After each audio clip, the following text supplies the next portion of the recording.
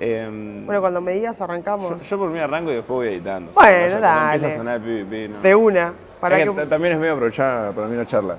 obvio que sea más espontáneo. Exactamente. Es que es un poco la idea. Bueno, te quiero preguntar por el tema de girar. ¿De cuándo fue la primera vez que viniste a Rosario? La primera vez, yo creo que fue 2021 o 2022. Con el show anterior, otra productora, otro todo. Yo también estaba recién arrancando haciendo el unipersonal, porque a partir de que empiezo a subir a redes hasta que estreno, digamos, un show que en ese momento era como un popurrí de todo lo que venía haciendo. No es que pensaba que había un unipersonal que se que iba a empezar a venir gente, digamos. Yo empiezo a subir videos en redes y ahí empieza a crecer mucho el tema de los seguidores y ahí hay gente como, bueno, te quiero ir a ver, y ahí fue como, che, tengo que armar un show ya. Pero no tenías antes un unipersonal como para probarlo. Lo que tenía, yo ya, viste, había sido mamá, había pasado la pandemia y era como, che, yo soy otra persona, digamos. Entonces quería ir con algo que me represente, pero al mismo tiempo no tenía mucho tiempo de armarlo. Ponle que yo empiezo, no sé, a subir videos en abril y en julio yo ya estreno el unipersonal, que era Agustina Show, que después fue tomando forma, pero bueno, al principio era como, che, tengo que llegar a la hora, tengo que llegar a 55 minutos por lo menos. ¿Vos hace cuánto haces? Este año cumplí 14. 14. Y nada, y después ya con este segundo show ya se armó de otra manera y yo ya tenía otra confianza y ya tenía mucho más escenario encima haciendo el uni, porque no es lo mismo, viste, actuar de a 2, de a 3, de a 4, aunque actúes muchísimo, el cambio con el unipersonal es abismal, estás solo. Sí, como que a mí me pasa, yo voy por el segundo, o sea, lo hice 2 veces nomás. Sí. Como que en diciembre, la verdad que acá es una regularidad muy baja. Claro, ¿no? Claro, tenés que conseguir una fecha y meter toda la gente que conozcas en esa fecha. Sí, terminó siendo como una segunda muestra. Claro. Al menos la primera, pero como que agarré e intenté decir, bueno, me lo saco de encima como para hacerlo, qué sé yo. Empecé a escribir un montón, me eché con cosas que venía, yo tenía capaz de 15 minutos nuevos, porque después de la pandemia medio que no lo sentía tan propio a lo que venía haciendo. Claro, sí. Tuve un parate de 2 meses, de 2 años, y lo que me está pasando es que ahora empecé a hacer un unipersonal y noto que es una hora en cual todo depende de mí. Todo, y es muy extraño. Pero a su vez digo, bueno, a un monte le voy a agarrar el ritmo, qué sé yo. Sí, obvio que la frecuencia hace que te vayas amigando con eso y también con, no sé, el miedo a olvidarse el material. Yo a veces, no sé por qué tengo miedo a olvidarme material, porque capaz incluí algo nuevo, saqué algo que subí a Instagram, entonces dije, listo, esto ya lo jubilo, no lo hago más, lo reemplazo por otra cosa, y en ese pequeño cambio, como que hay una cosa de, ay, ¿me voy a acordar o no me voy a acordar? Pero lo lindo es que cuando sale bien, todo está bien y te sentís un capo, y cuando no sale como esperás, estás solo y nadie te va a dar una palmadita para decirte, bueno. Ahí vengo a buscar esto. Vamos, muchas gracias. Tenés acá para endulzar azúcar y edulcorante y el chocolate está dulce, ¿sabes? Porque lleva un poquito de almíbar. Bueno. Gracias. ¡Qué bien!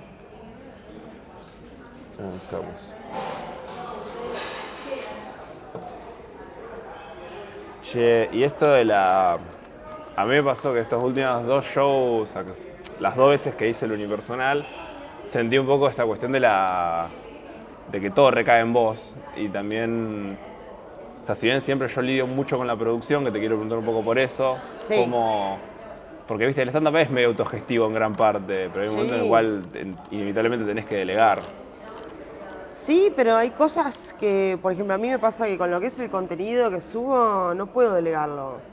No puedo decirle a alguien, che, cortame un par de chistes, porque yo solo sé cuál es la mejor versión del chiste. O sea, cuando empezás a filmar el unipersonal, de repente tenés 15 versiones del unipersonal que son parecidas, pero a la hora de decir, bueno, tengo que subir un chiste, como yo no interactúo con la gente y tengo que subir mi material, que también es lo que elijo y siento que que está bueno, me obliga a verme 10 versiones del mismo chiste para elegir cuál es la mejor, porque sé que es como one shot, como que digo, che, este chiste te la tiene que romper, porque lo estoy sacando mi material y porque digo, bueno, lo sacrifico por el algoritmo.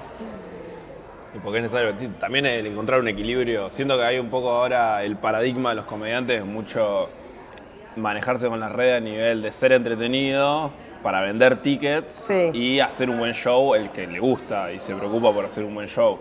Sí, yo creo que lo peor que te puede pasar es estar muy verde en el escenario y pegarla en redes. Yo creo que eso es lo peor. Porque de repente vas a tener un montón de gente que te va a ir a ver, que va a comprar la entrada, vas a llenar teatros y no vas a tener la experiencia ni la solidez de bancarte eso. Por eso es como que hay muchos que, la quieren romper en redes porque quieren hacer comedia. Y digo, bueno, pero pará, primero tenete unos 40 minutos sólidos, que vos digas, bueno, están probados, y después pensar el material o lo que vas a hacer de contenido. Porque también es eso, es un monstruo muy grande después que tenés que sostener más que... Porque pegarla es fácil, lo que es difícil es sostenerse y renovarse y que haya público nuevo. Y hay algo que pasa también con las redes, es que el mismo algoritmo al principio te empuja mucho y de repente te suelta la mano. Entonces es como que tenés que darle la vuelta para no vivir para las redes, porque a mí, por ejemplo, no me gusta estar pendiente de las estadísticas, pero lo tengo que hacer. Siento que hay que también hay un poco en la actualidad un desinterés quizás en el vivo, pero porque está el stand-up como... Hay una búsqueda de éxito, de reconocimiento en redes, que quizás no importa tanto lo que hagas en el show, sino que les gusta más el decir cómo exploto en redes. Claro, sí, total. Es que para mí las personas que quieren eso, no sé si son comediantes. Hay gente que quiere ser famosa, capaz. Es que yo lo veo mucho quizás en algunos que recién arrancan, que están como más en esa, es decir, que quieren explotar en redes, ¿no? Quieren explotar en redes, Que quieren claro. decir, soy un stand-upero que la pega en redes, no tanto... Y el negocio va a ser a dar cursos de cómo explotar en redes, entonces... Y ya debe haber algunos cursos que lo incluyan. Seguro. Pero no, lo que yo creo que sucede con las camadas nuevas es que hay un camino que ya está recorrido por los que venimos hace un montón de tiempo tratando de construir y de fomentar el género y como que primero que siento que muchas de las camadas nuevas no quieren producir o no tienen ganas o pensaron que era distinto. Y la realidad es que no hay muchos lugares, incluso en Capital no hay muchos lugares. En Capital Federal vos tenés 3 clubes de comedia, que es Taburete, La Silla Eléctrica y Stand Up Club. Y no sé cuántos comediantes hay, pero debe haber, no sé, 2.000 comediantes, ponele. Y los que ya giran solos ya no van tanto a esos circuitos, entonces queda muy reducido la cantidad de espacios que hay para actuar. Escuché una vez mencionar de que como que se perdió una clase media del stand-up. Como que está la gente que Muy bueno, ya claro. tiene su público y la gente que está en el under luchándola, pero como que no terminan de salir.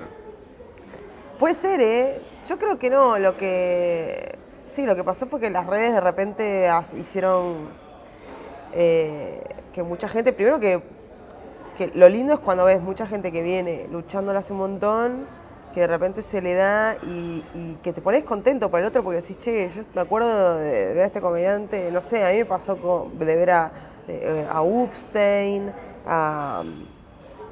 bueno, hay otros que ya siempre les fue bien, ¿no? Pero digo, comediantes que de repente vos ves que crecieron un montón y que todo ese laburo empezó a dar sus frutos y es re lindo. Y también yo creo que hay que sentarse a laburar y dejar de compararse tanto y empezar a pensar en los chistes, porque la realidad es que cuando vos empezás a girar solo, que ya no tenés esos conflictos de el problema con colegas, problema con la sala, porque ya estás en una en la que te llaman, vos vas, es todo más simple. ahí es donde lo único que te queda es seguir escribiendo chistes.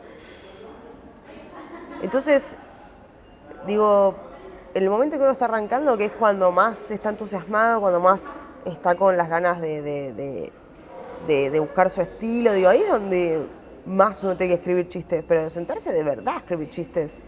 O sea, hacer 1000 años, los mismos 10 minutos, lo que te va a dar quizás es oficio, pero no te va a dar, o sea, te va a dar la práctica del escenario, pero después a nivel de ampliación de lo que tenés para contar, de mental, creativa, digo, creo que mucho de lo que pasa es que los comediantes no escriben.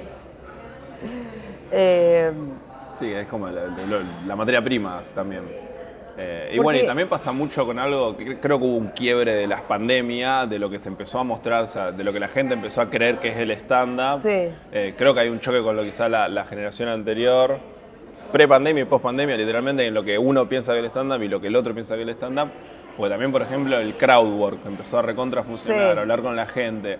Hubo un cambio de que la gente misma va al show esperando que hables con Sí. ellos en muchos casos. Bueno, yo encima soy de la escuela del no, de ir a hacer el show y si pinta interactuar, pinta, pero no está contemplado como tiempo del show.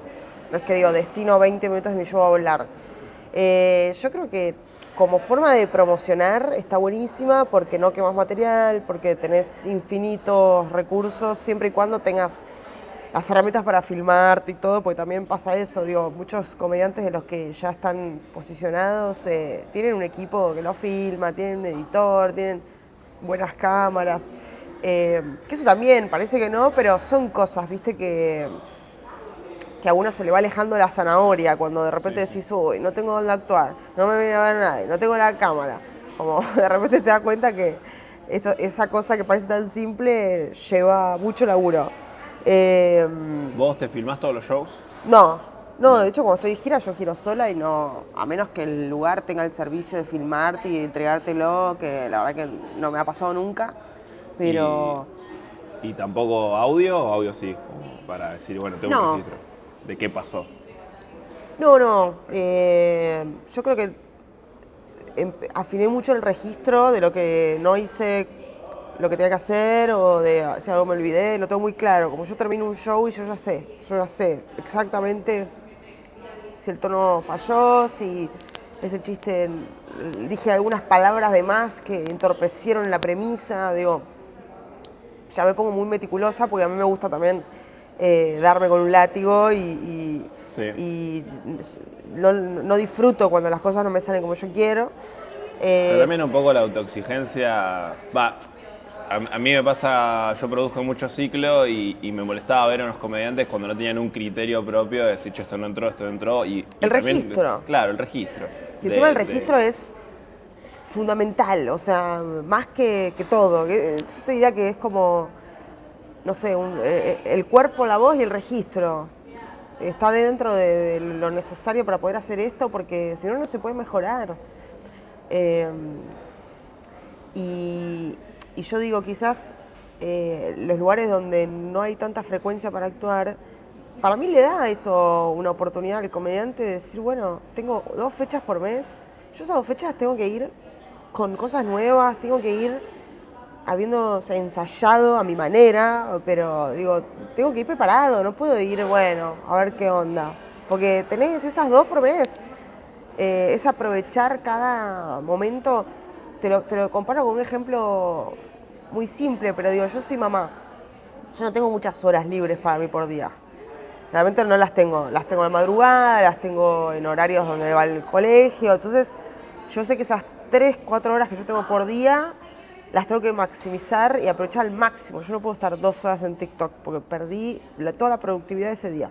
Entonces me obligo a exprimir al mango esas horas que yo tengo y ahora siendo mamá digo, che, qué boluda cuando no era mamá y tenía todo el tiempo al pedo del mundo, ¿por qué no me sentaba a escribir? ¿Por qué no me sentaba a, no sé, ver comedia? ¿Por qué no iba a ver más shows? Como que ahora que empiezo a valorar el tiempo porque no lo tengo, entonces mi recomendación siempre va a ser que, che, todo el tiempo que tengas para dedicarle a esto. Pues hay comediantes que obviamente tienen su laburo de 9 a 18 y que no tienen mucho tiempo. hay otros comediantes que quizás, no sé, tienen un laburo part-time, viven con sus viejos. Digo, aprovechen el tiempo porque... Sí, que son la gran mayoría. Pues son, no sé, a nivel... Acá, por ejemplo, en Rosario, nadie vive del stand-up. Hay 2 personas que viven de enseñar. Claro. Y en Buenos Aires, o sea, pese a que todo es un circuito que vive enteramente del stand-up, no sé cuántos serán en relación a la cantidad de comediantes que hay. No, o sea, yo ahora estoy de ese lado, pero a mí me costó muchos años vivir plenamente de la comedia. Te diría, hasta el año pasado yo seguía en un laburo en relación de dependencia, que si bien no era mi ingreso principal, sí contaba con eso y si me faltaba eso no llegaba a fin de mes. Pero recién ahora, este año, te digo, sí, yo vivo solamente de esto, o sea, no hago otra cosa. No me puedo enfermar, no me pueden operar, no nada, porque no trabajo y no cobro. Pero no sé cuántos somos. Lo que sí te puedo decir es lo que a mí me costó, o sea, fueron muchísimos años. Creo que los primeros 5 años yo no vi plata con la comedia. Era toda la gorra, era poner plata para actuar, porque había que llegar quizás a un mínimo o había que pagarle a un comediante que querías que venga a levantar el show, porque todos éramos muy nuevos y invitábamos a alguien y le pagábamos un cachet como para que venga a darle cierto nivel y así que también el dueño del lugar se cope con... Es difícil porque cuando no mueves gente tenés que convencer al espacio de que primero que le vas a meter gente, que le va a gustar, pero bueno, la verdad es que el camino fácil es el de los seguidores, que son los que van a traer gente, pero que metas 50 personas y no puedas hacer 3 chistes bien, sí. Para mí no tiene sentido. Van a ir una vez y no van a volver. La idea es que vuelvan, que recomienden, que... Y también lo complejo que es que a veces capaz vos recontra te esforzás en red, lo rompés y tampoco eso te tracciona gente directamente, porque también ha cambiado mucho la lógica. Total. Sí, creo que son pocos los casos que lograron armar algo en redes, que le traduzcan a la venta de entradas y que no sea necesariamente subiendo stand-up. O sea, hoy se me vienen dos a la mente como mucho, y son personajes en general, son personajes que pegan, que también es un arma de doble filo, porque cuando vos la pegás con un personaje que no sos vos y después vendés entradas, la gente quiere ver ese personaje. Uh-huh.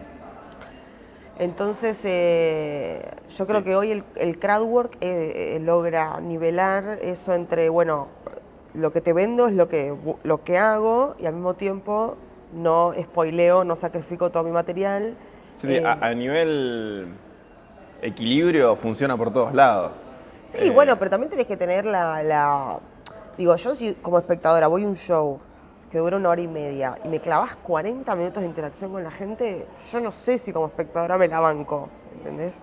¿Crees que sos vos porque vos conocés el mundo del stand-up? Porque, viste, también está media desdibujada la línea de qué es el stand-up. No, yo creo que se empezó a confundir con esto de la interacción con el público, pero el stand-up es stand-up. Es stand-up, siempre va a ser lo mismo, las estructuras, el formato. Para mí el crowdwork es una herramienta de la impro, quizás, que se incorporó como stand-up, que no sé si es una moda, no sé si va a ser así, porque también creo que hay mucha gente que no quiere que le hablen, que quiere ir a ver un show, sí. Hacer lo tuyo, flaco. Que también crowdwork es hacer lo tuyo, pero es otro estilo y lo banco y está buenísimo. De hecho hay shows exclusivamente de crowdwork. Mate Acuña hace un show que se llama Crowdwork, donde no lo vi, pero lo que sé es que interactúa 100% con la gente. Es un show y ahí está bueno porque ya te lo está planteando el show. Ya vas sabiendo lo que vas a ver. No es que, fui a ver a tal creyendo que iba a hacer otro stand-up y terminó charlando.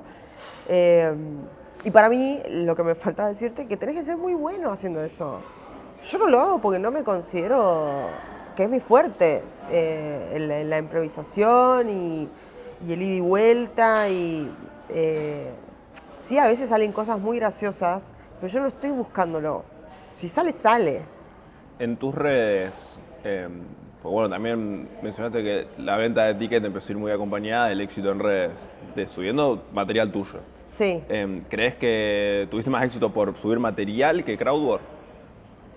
¿O subiste casi nada de crowdwork? Nada, casi nada. Debo tener 3 videos. Sí, o sea, la gente que, ¿Y cómo que haces? sí me viene a ver mis chistes y de hecho Mi gran problema es que yo no llego a subir y escribir otra cosa para suplantar ese material que jubilo. Entonces no puedo subir videos todos los días. O sea, yo cuando subo un video es porque ya sé que ya lo despedí, hace chiste, o que es un chiste que quizás ya funcionó mucho un tiempo y después ya no está funcionando. Y digo, bueno. ¿Qué frecuencia venís manteniendo de subir?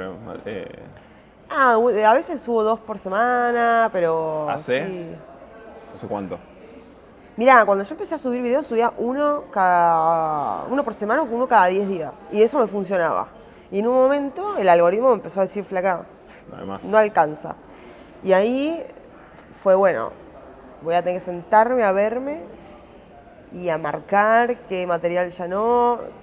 Ahora que ya estoy armando el show nuevo, voy a empezar a jubilar Metanoia de a pedacitos. Y bueno, y ahí sé que estoy tranquila que tengo cubierto un tiempo de Reels, pero básicamente no llega... Bueno, también te pregunto por eso, porque yo siento que, no sé, está la clásica comedia, no, el Talking Funny, que estaba Seinfeld hablando de Sí. un chiste que tarda 12.000 años y demás.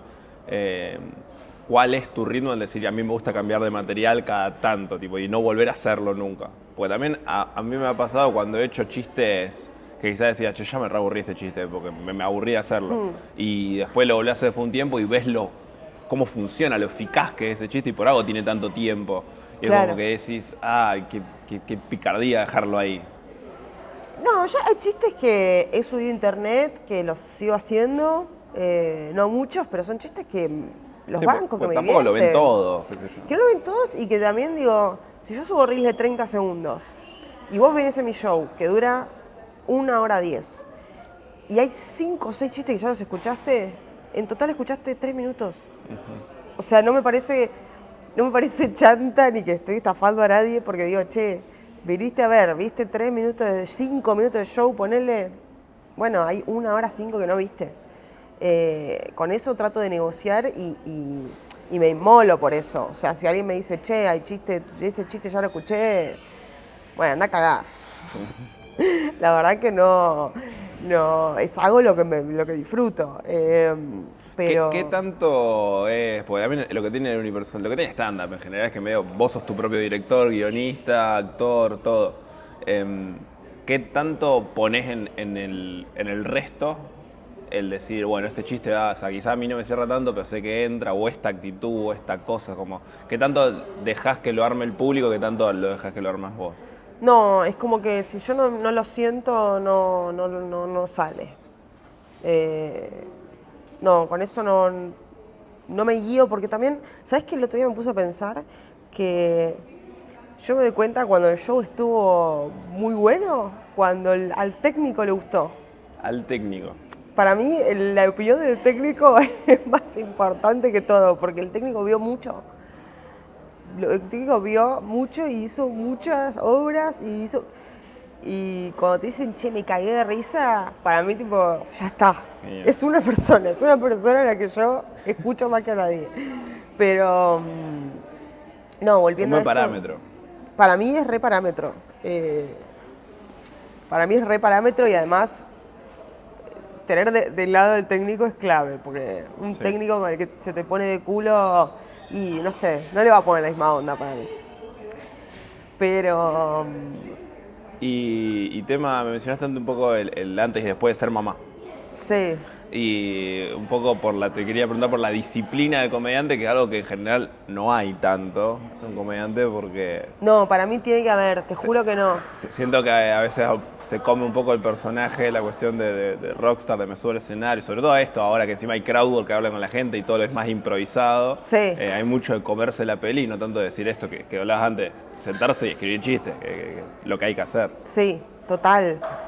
Sí, no, yo mis años, entre comillas, de rockstar fueron los primeros 10 años de comedia. Cuando empecé a ver que la gente estaba pagando una entrada para verme, ya ahí se me frunció el culo y dije, che, pará, yo ya no puedo subir con 2 birras encima, que se me patine la R, ya no puedo olvidarme un chiste, no puedo... no sé, digo, me empecé a poner más profesional cuando me empecé a tomar la carrera más profesional. o sea, durante mucho tiempo fue un hobby al que yo aspiraba que se convierta el hobby en una profesión, pero siempre con miedo, con mucha inseguridad de sentir que no iba a suceder y de decir, bueno, esto va a quedar como un hobby y ya. Y cuando empecé a ver, che, yo puedo vivir de esto y esto que se está generando está bueno y estoy tomando la confianza para girar, para esto, para escribir, ahí me empecé a poner mucho más disciplina, o sea, mucha más disciplina. Y estas dudas que estaban antes, hoy por hoy, que ahora todo se da, ¿siguen estando? ¿Están de otra manera? O debe haber che, si todo esto se cae. Están de otra manera porque un poco lo que empezó a suceder es que se empezaron a abrir otras puertas a otras oportunidades a las que con las que no estaba familiarizada. Primero el streaming, que no tuve una buena experiencia. Yo estuve 6 meses en un streaming que no estuvo bueno, que yo no me sentí cómoda, que no pude lucir lo que hago, que me deprimió muchísimo. Y por ejemplo este año se dio de estar en una serie, ahora el mes que viene voy a filmar una peli. Y para mí es todo muy nuevo y yo no me considero actriz. O sea, hay algo que quizás algunos directores han visto en mí que yo no lo vi, que aplica para este tipo de cosas, pero siguen siendo situaciones en las que yo digo, ¿qué mierda hago yo acá? Porque además justo son oportunidades grosas que van a estar en plataformas, que van a estar en el cine y yo digo, che, pará, no sé si quería arrancar tan arriba yo, ¿entendés? Como que me pone mucha presión de decir, uy, la quiero romper, pero por otro lado digo, pará, yo soy comediante, o sea, no me tengo que olvidar que soy comediante y que puedo tener la versatilidad de adaptarme, pero lo que se me está dando ahora es que me están llamando a mí o estoy haciendo casting y estoy quedando y no me tengo que olvidar de eso, digamos, de que no es todo suerte y que, digo, hay un camino que se recorrió y hay cosas que están sucediendo, parte de los frutos de todo este laburo. Digo, yo no puedo seguir pensando que todo es casualidad lo que me está pasando. Porque sería minimizar todo el laburo. Yo vengo hace 2 años girando mucho, durmiendo muy poco, dándolo todo, tratando, viste, de no cancelar ninguna fecha, de estar siempre bien, de no enfermarme. Eso es una boludez, pero te juro que estar bien de la cabeza hace que, y cuando estás contento con lo que estás haciendo, no sé, hay algo que hace que aunque estés cansado sigas y lo que me está pasando es eso, que siempre trato de estar bien y entonces ahora eso me exige estar bien físicamente, entonces cómo me estoy alimentando, todo eso empieza a influir cuando empezás a estar de gira, porque no podés comer en McDonald's. Deportista de alguna manera.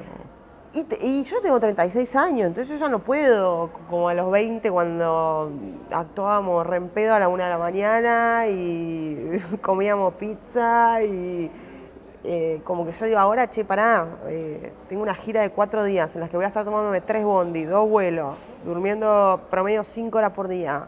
Tengo que estar bien y voy al psicólogo y también tengo que estar bien psicológicamente porque mucho de lo que sucede es muy fuerte. Y es muy intenso, que se te empiece a acercar la gente, que después del show alguien se te acerque y te diga, hace 1 año estoy con tratamiento de quimioterapia y ver tus videos me hace cagar de risa. Y yo no lo puedo naturalizar eso porque no me sigue generando como, che, qué loco que uno hace esto.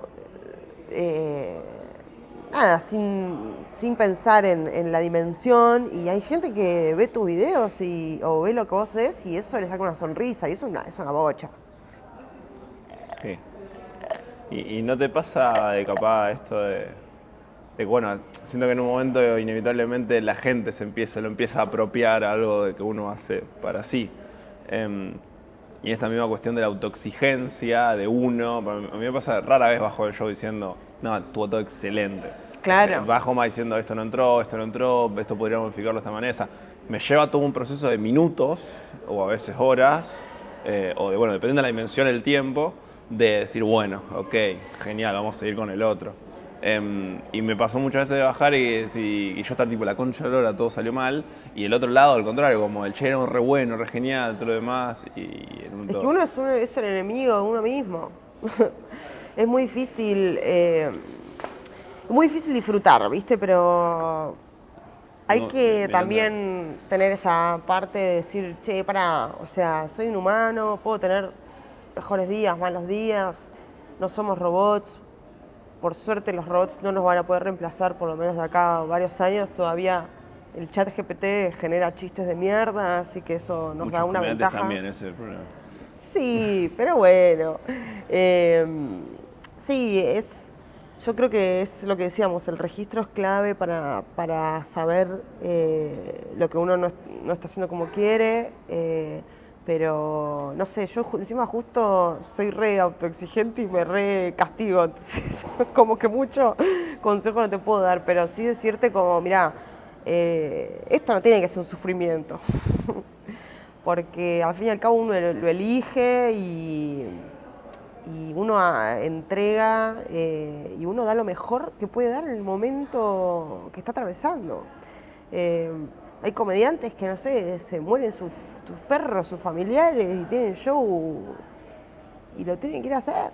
O sea, comediantes que, no sé, digo, cuando empezás a entrar en una de laburar de esto y que hay mucha gente que depende de vos también, porque hay productores, hay salas, hay que pagar un seguro de sala y ahí ya no tenés muchas opciones. Entonces ahí empezás a desarrollar medio como esa frialdad de médico, de decir, bueno, me pasan cosas, pero tengo que, por lo menos esta hora y media, enfocarme en el presente, que eso también es muy difícil, el tema del presente, ¿no? Como muchas veces uno está actuando y ya está pensando en esto, en lo que hizo mal, en si ese chiste, y arriba del escenario se nota todo. Entonces, el desafío que tenemos es estar actuando y viviendo ese momento y no estar pensando en, uy, no se vendieron, lo que me pasó antes de subir, si me peleé con el de la sala, sí.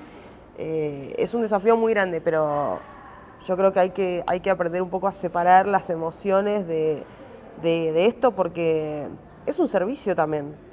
Cuando uno está dando un show hay un servicio que hay que dar y que tiene que cumplir y nada, quizás al principio cuando estás con otros comediantes y es a la gorra, es todo más relajado, pero cuando se empieza a poner la cosa en serio, no hay lugar para eso, para la duda, no sé si esto tiene que ver con la pregunta que me hiciste, pero... No, va bastante bien y me siento identificado. Me pasa a veces de que estaba un poco pensando en la última pregunta, porque tampoco te quiero tener 5 horas acá. No, estamos ya tenés que irte a perfectos la de mierda. tiempo, estamos muy bien. Y de hecho, igual, como estamos con novia, hasta podemos hasta ir y asegurar que llegues ahí. Pero te quería... Hay una pregunta que a mí me pasa, que quería verla de tu lado con 14 años. 14 me dijiste, ¿no? Sí. Que es, así como al inicio era un hobby y después fue convertido en otra cosa, y así como también hablabas de esto del servicio, ¿qué es el stand-up? ¿Y qué significa? ¿Qué fue el stand-up al principio y qué significó el stand-up a día de hoy? O sea, ¿cómo va cambiando? Creció una bocha. Al principio pensé que los que trajeron el stand-up acá fueron Alejandro Angelini, Martín Rocco, son los pioneros, porque ellos trajeron lo que sería el formato, la estructura de Estados Unidos, de Nueva York, acá, traducida, adaptada, con la base de Judy Carter, muchos de estos libros que hubo al comienzo de aprender a hacer stand-up y qué sé yo, se adaptó y al principio, bueno, se respetaban estas estructuras universales, ¿no? De la comparación, la regla de tres, y yo creo que después empezó a adquirir como otras cosas complementarias, como esto de herramientas de improvisación, de clown, anécdotas, storytelling.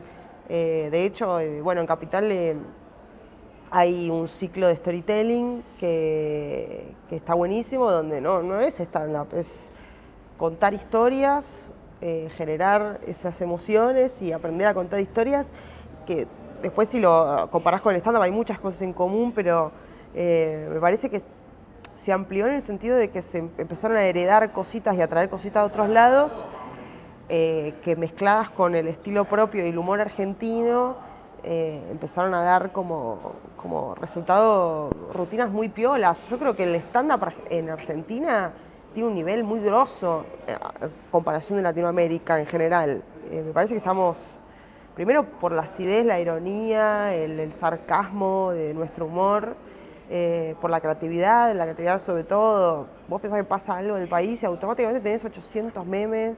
Sí. Digo, hay una necesidad también del argentino de consumir humor y nada, hay mucho material también. Pero yo creo que ahora es un género, primero recontra instalado, recontra sólido, no es más una moda. Siempre se dijo, no, esto va a ser como el parripollo y las canchas de pádel y qué sé yo, que va a durar. Siempre de esos dos ejemplos, el parripollo. Que siempre caen en esos dos ejemplos, ¿viste? De las modas del parripollo. Como la cervecería artesanal, qué sé yo, pero no, las bolas. El stand-up está muy firme. Cuando yo empecé ya había stand-up, no sé exactamente en qué año fue que yo creo que habrá sido, yo empecé en el 2011, habrá sido 5 años, 8 años para atrás. ¿Y para vos qué fue el stand-up en todo ese tiempo? O sea, para mí... Y porque siento que también esto, al principio era un hobby, que eso que pasó, no Sí. sé bien cuál fue tu detonante de decir, bueno, empiezo a hacer esto. No, mi historia es muy linda porque yo empiezo... Terminé preguntándote cómo empezaste. No, lo que a mí me sucedió, yo creo que es un poco esas historias lindas de decir, che, yo venía en pandemia laburando a full de diseño gráfico, venía laburando para agencias digitales de afuera, estaba trabajando para España, Estados Unidos, venía muy bien y no estaba haciendo stand-up porque por pandemia. Tampoco tenía público como para hacer shows por Zoom ni nada. La verdad que estaba en una en la que hacía 10 años que hacía stand-up, pero no, eso no había dado muchos frutos, más que, digamos, sí, me conocían en el ambiente, qué sé yo, de armar ciclos, pero no más que eso. Y cuando yo empiezo a hacer un curso de diseño de experiencia de usuario para aplicaciones, UX, UI, me meto de lleno en eso porque daba mucha plata y yo en ese momento estaba con un bebito, ¿viste? No estaba en condiciones de elegir mucho, tenía que hacer plata de alguna manera y se me estaba dando muy bien lo del diseño. Yo ya venía laburando diseño gráfico hace un montón, pero en pandemia me di cuenta que había mucha demanda laboral de diseño digital, entonces dije, bueno, vamos con esto, se me daba fácil. Y en medio del taller yo dije, bueno, ¿qué hago con lo que tengo de stand-up en mi computadora? ¿Qué hago con mis videos? ¿Qué hago con mis chistes? Y yo, ya está, evidentemente mi vida fue para otro lado, me voy a empezar a dedicar a esto, voy a empezar a laburar para... Así, tipo, diciendo, bueno, ya ahora en adelante el stand-up va a ser... Y sí, porque el laburo, yo estaba laburando para 3 empresas, estaba laburando. ¿Cuánto tiempo fue que en el momento estuviste sin hacer stand-up? Y casi toda la pandemia. Habré actuado, no sé, 3 veces en el 2000... ¿Cuándo empezó la pandemia? 2020. 3 veces en 2020, 2 veces en 2021. Esos momentitos que se abría, que se cerraba. Pero sí, muy poquito y... Fue un largo tiempo. Fue un largo tiempo y además yo venía de parir y de puerperio y de no estar en condiciones psicológicas de ponerme a escribir material porque todo lo que estaba pasando era muy triste. Yo tuve a mi mamá en coma 3 meses en pandemia, a mi viejo internado, yo estaba con un bebé, estábamos con mi novio, con mi pareja, pero viste como él sin laburo, yo estaba tratando de todas maneras de poder generar guita, entonces dije, bueno, me pongo a full con esto del diseño y paralelamente empiezo a subir los chistes a Instagram como diciendo, bueno, ya está. Si yo no me voy a dedicar a esto, por lo menos lo subo, qué sé yo. Y en el momento que lo subo, empiezan a funcionar. Y ahí empieza a crecer, yo tenía 7.000 seguidores, ponele, y de ahí a 40.000, y de ahí a 100.000, y todo esto ponele en un par de meses. Qué locura. Y ya te digo, yo empiezo a subir los O videos sea, y todo estaba explotando mientras vos estabas laburando diseño a full. Yo estaba laburando, yo tenía que terminar el curso de UX UI porque me lo había pagado una empresa, entonces quedaba para el orto, porque la empresa también era un amigo, entonces yo diciéndole, che, boludo, ¿sabes qué? Me voy a dedicar al stand-up ahora. Un montón de clientes de años a los que yo tenía que decirle, che, mira, ya no voy a laburar más de esto, terminar todo prolijo, pero también yo era medio obse con eso, entonces no quería quedar mal con nadie. Y nada, y cuando empiezan a funcionar los videos no lo dudé, yo vi una pequeña puerta, una pequeña abertura y dije, de cabeza, me tiro, no sé qué va a pasar, pero me tiro, con mucho miedo, con mucha inseguridad, por eso que te digo, yo estaba básicamente sosteniendo a mi familia y no estaba para el cambiazo, no estaba para el piletazo.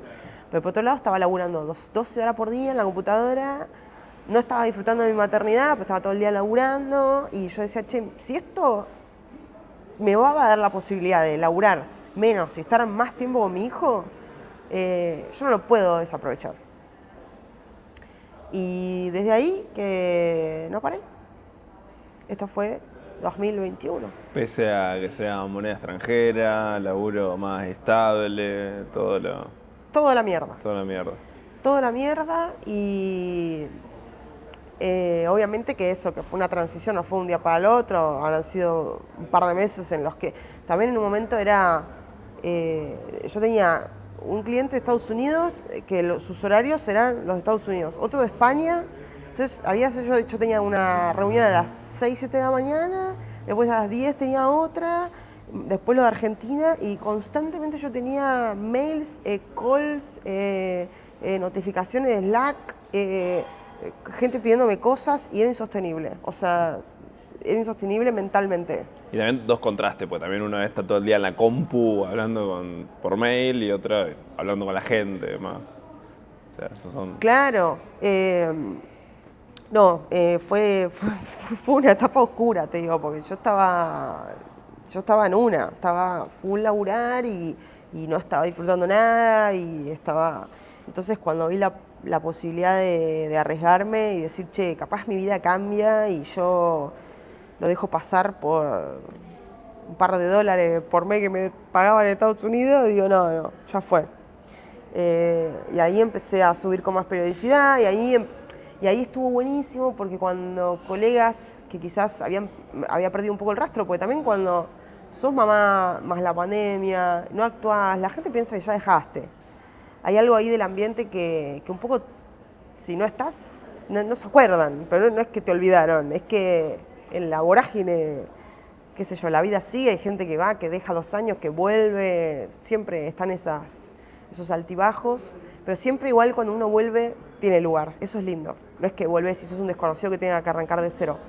Entonces, cuando colegas empezaron a ver que yo estaba activando, me empezaron a llamar para abrir sus shows. Grosos, tipo Nanutria, Mellera, Lauriente, Connie, muchos comediantes como, che, ¿por qué no venís a hacer 10 minutos, te doy el video y ya? Y entonces ahí empecé a tener un poquito más de videos en alta calidad para seguir subiendo, hasta que, bueno, largo el uni y empiezo a filmarme y ahí empiezo más sola. Te quiero hacer millones de preguntas, pero ¿cómo que ves en el ambiente del stand-up? Quizás, ¿no? Sé que quizás no está tanto con el under, o sí, no sé cómo lo ves, pero esto de lo colaborativo. Acá en Rosario pasa algo que, bueno, el inicio de todo este ciclo es un poco una búsqueda de unir la comunidad para que estemos, pero estábamos, entre que éramos pocos y hacíamos pocas cosas, estábamos muy talándonos unos a otros. Si vos querés arranquemos, decime arrancamos. No, 5 minutitos más tenemos. Pero bueno, ¿cómo ves eso del trato entre comediantes, el trato entre la misma comunidad? Si es positivo, si es más colaborativo, pues así como decís esto de esta camada a la cual pertenecías, te abrió las puertas fácilmente, si ves lo mismo, una colaboración entre el resto también. Pasa que un poco como dejé de frecuentar lugares más de punto de encuentro de comediantes, como que me perdí un poco. Pero yo siento que hay una realidad y es que hay muy pocos lugares, es clave formar comunidad es clave porque al principio nadie mueve gente, pero si nos juntamos 5 y cada uno traemos tanta gente, bueno, juntamos 40 personas.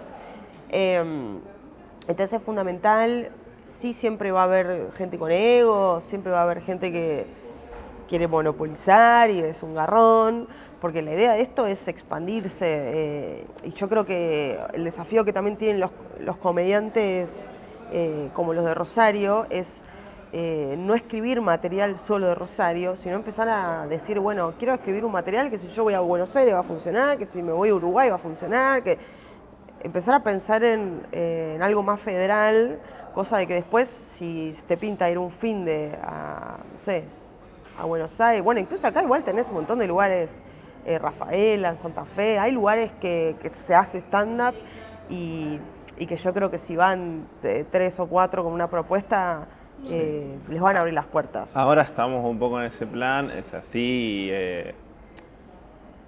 Intentamos a veces la del ir a un bar, que el bar traiga a la gente y nosotros le decimos, che, te prometemos que esto va a estar bueno. Pero claramente ninguno tiene... Porque hubo algo de que también la gente, acá en Rosario pasa mucho esto, no tenemos un público que venga a ver el stand-up under acá, porque en general también se han comido muchos chascos y demás, pero viene gente de Buenos Aires, quizás una marca personal más trabajada y llena teatros muy grandes.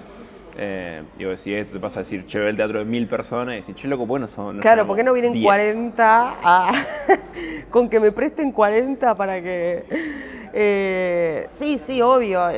Pero bueno, también hay casos de comediantes que la han pegado en su ciudad y, no sé, yo hace poco conocí al Yarco, que es un comediante de San Juan, que él en San Juan la rompe, mete 4 salas Z, que entran 200 personas y las mete 4 en un fin de semana y él vive en Alemania y claro, y allá hablan alemán. Entonces tuvo que empezar a armar una movida solo allá de stand-up en español para poder hacer el personaje que él hace, que en realidad hace en San Juan. Digo,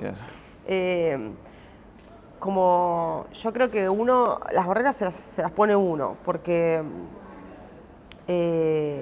vos tenés forma de llegar al público de Rosario, cualquier comediante tiene la forma de llegar al público de su ciudad. El tema es qué es lo que estás proponiendo, qué es lo que, digamos, ellos van a querer, la gente quiere ver algo distinto o algo que no haya visto y por dónde entrarle y qué contenido. Es un laburo que hay que hacer, que no es fácil porque uno tampoco cuando arranca ya va con una idea, la idea se va formando, es muy difícil. Lo perfecto es enemigo de lo posible, es muy difícil hacer algo cerrado de entrada. Pero no por eso no hay que intentarlo. Y bancarse la frustración es clave también porque es lo que hace que con el tiempo uno sí o sí mejora. Si vos le metés a algo, a lo que sea, a cualquier rubro, si vos le metés dedicación y le metés tiempo, eso eventualmente tiene que funcionar, es muy difícil que no funcione. Si no funciona y no hubo esfuerzo o no hubo dedicación, es como que la ecuación en eso es sencilla. Todo esto sin tener en cuenta nada, esto que te digo, hay comediantes que capaz no tienen el tiempo porque laburan, porque tienen familia, porque... Pero bueno, yo estuve en eso también y lo que a mí me sirvió es sentir que de lunes a viernes yo vivía la vida que tenía que vivir y los días de semana la vida que yo quería vivir. Entonces empecé a enfocarme en eso. Yo tenía solo 2 días a la semana para poder hacer lo que yo quería, editar videos, escribir material y el desafío siempre fue invertir eso, ¿no? Como que la mayor parte de mi semana sea la vida que yo quiero vivir, no la que tengo que vivir. Pero eso.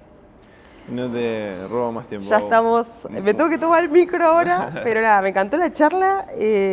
Perdón que no se filmó este episodio, lo voy a blanquear yo como si fuera la conductora, pero yo no sabía que esto iba a ser filmado y yo me bañé y así como me bañé salí y no, estoy en una, así que nada, dije por favor que sea solo audio. No pasa nada, no pasa nada. Pero bueno. Que se vayan acostumbrando a escucharlo. También el podcast es más divertido escucharlo. Bueno, me alegro un montón, me alegro mucho y me gustó mucho la charla, de verdad. Bueno, gracias. A vos.